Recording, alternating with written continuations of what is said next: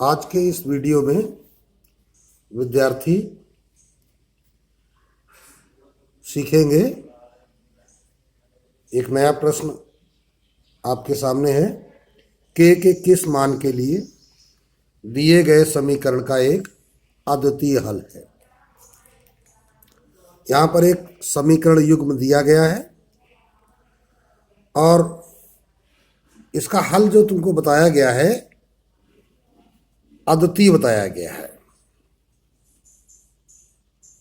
अद्वितीय का मतलब तुम्हें सिखाया जा चुका है कि x और y के एक ही एक मान प्राप्त हो, कोई दूसरा मान प्राप्त न हो। इसके लिए पिछले वीडियो में बच्चों आपको सिखाया जा चुका है कि दो चर वाले रैखिक समीकरण युग्मों का जो मूल रूप होता है a1x plus b1y plus c1 बराबर 0, a2x plus b2y plus c2 बराबर 0। हालांकि पिछले वीडियो में आपको ये c1 और c2 बराबर के दाहिने पक्ष के रूप में दिखाए और सिखाए गए थे। मूल रूप यही होता है। समीकरणों को हम हल करते समय उनके अचर पदों को दाहिने पक्ष में रखते हैं। इसलिए हमने तुमको पिछले वीडियो में c1 और c2 को दाहिने पक्ष में रख कर सिखाया। लेकिन जब मूल रूप की बात आए तो आप इसको इसी रूप में लिखें। यहां तीन कंडीशन तुमको सिखाई गई। यदि a1 बटा a2 और b1 बटा b2 ये आपस में इक्वल ना हो, बराबर ना हो, ध्यान रखना है, बराबर हो नहीं चेक करना है, बराबर ना हो तो हल तुम्हें मिलता है अद्वितीय। सेकंड कंडीशन तुमको बताई गई, a1 बटा a2 और b1 बटा b2 बराबर हो जाएं तो फिर देखा जाए कि c1 बटा c2 के बराबर ना हो तो फिर इसका कोई हल नहीं।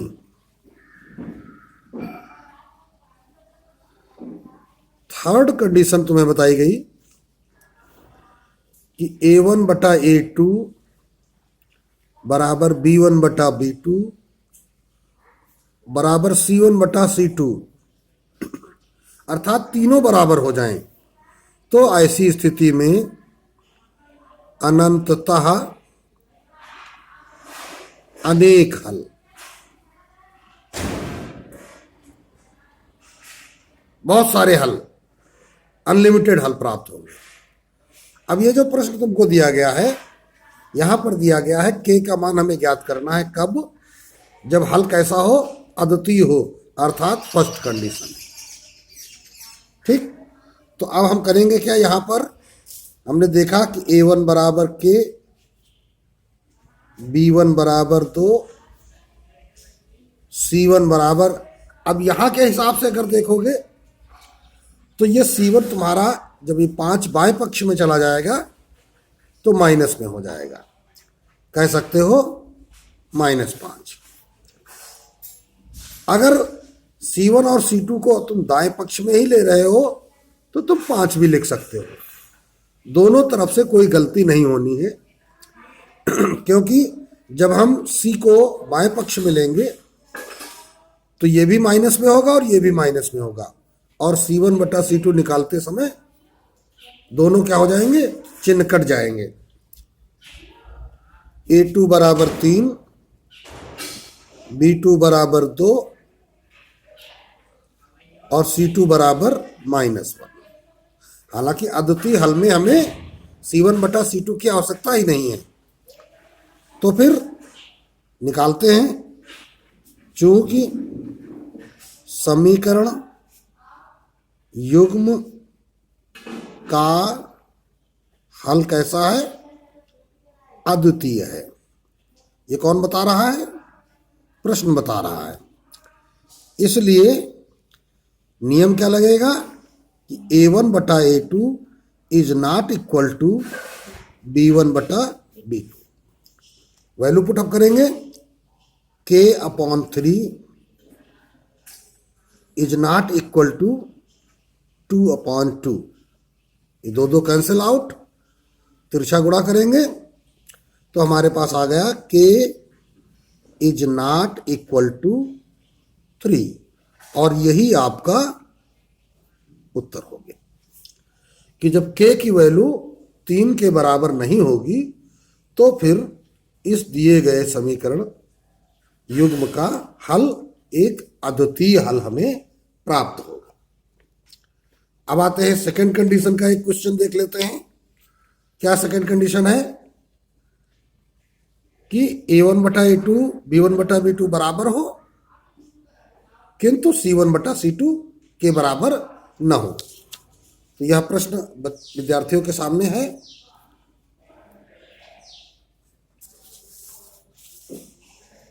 तो देखिए,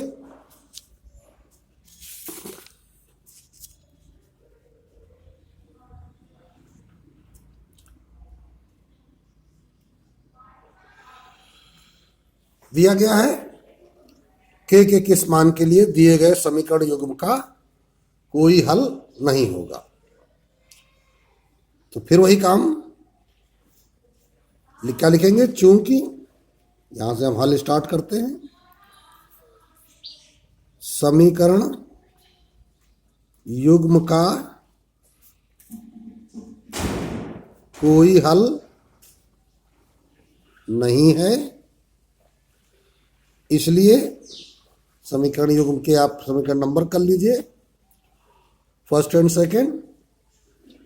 अब यहां पे शर्त लगा दीजिए, A1/A2 is equal to B1/B2। बच्चे ध्यान रखें, अब हमें ये लिखने की जरूरत नहीं कि बराबर नॉट C1/C2। जब अद्वितीय हल की बात की जाए तो यहां नॉट लगाइए, और जब कोई हल नहीं की बात की जाए तो इक्वल लगाइए। दोनों में यही फर्क आपको ध्यान रखना है। तो 3/2K-1 is equal to, y का गुणांक यहां 1 है, साइलेंट है, छिपा हुआ है, बटे K-1। तिरछा गुणा करेंगे, 3K-3 बराबर 2K-1। अब इन्हें हल करेंगे, 2K उधर चला जाएगा, 3 इधर आ जाएगा। तो 3K-2K बराबर -1 + 3, अर्थात K बराबर 2। ये आपका उत्तर आ गया कि K बराबर 2 होने पर क्या होगा, इस समीकरण युग्म का कोई हल नहीं होगा K बराबर 2 होने पर। इसी प्रकार तीसरे गुण के एक प्रश्न को विद्यार्थी देखेंगे। यह प्रश्न बच्चों के सामने है। K के किस मान के लिए दिए गए समीकरण युग्म के अपरिमित हल होंगे, अर्थात अनंत हल होंगे, अनेक हल होंगे। जब आप इसे हल करेंगे तो लिखेंगे क्या, चूंकि समीकरण युग्म के अपरिमित या फिर अनंत हल हैं, इसलिए यहां पे तीसरी कंडीशन लग जाएगी, या यूं कहेंगे A1/A2 बराबर B1/B2 बराबर C1/C2। तो अब देखिए, यहां तीनों आपस में बराबर हैं। अब तुम्हें प्रश्न में देखना होगा कि K कहां है। तो देखिए, यहां पर K/4 A1/A2 बनेगा, 2/3 माइनस तो कट जाएगा, B1/B2 बनेगा, और 6/9 जब आप इसको सरल करेंगे, 3 दूनी 6, 3 त्रिको 9, तो 2/3 तो ये भी 2/3 बन रहा है, ये भी 2/3 बन रहा है, ये k/4 बनना है। तो अब आप क्या करोगे कि पहला और लास्ट इन दोनों को उठा लोगे, है ना। अगर यही के यहां बीच में होता तो इन दोनों को हम उठा लेते। अगर यही के यहां लास्ट में होता, मतलब के हमको बीच में जरूर मिलना चाहिए, क्योंकि हम ये देख रहे हैं ना कि ये और ये आपस में बराबर है, 2/3 आ रहे हैं। यहां b1/b2 कितना आया, b1/b2 आया -2/-3, माइनस माइनस कैंसिल आउट। और c1/c2 कितना आया 6/9, 3 दूनी 6, 3 त्रिको 9, ये भी 2/3 आया। तो इन दोनों में से किसी एक का चुनाव करना है। और इधर क्या a1/a2 क्या आएगा, एक k/4 आएगा।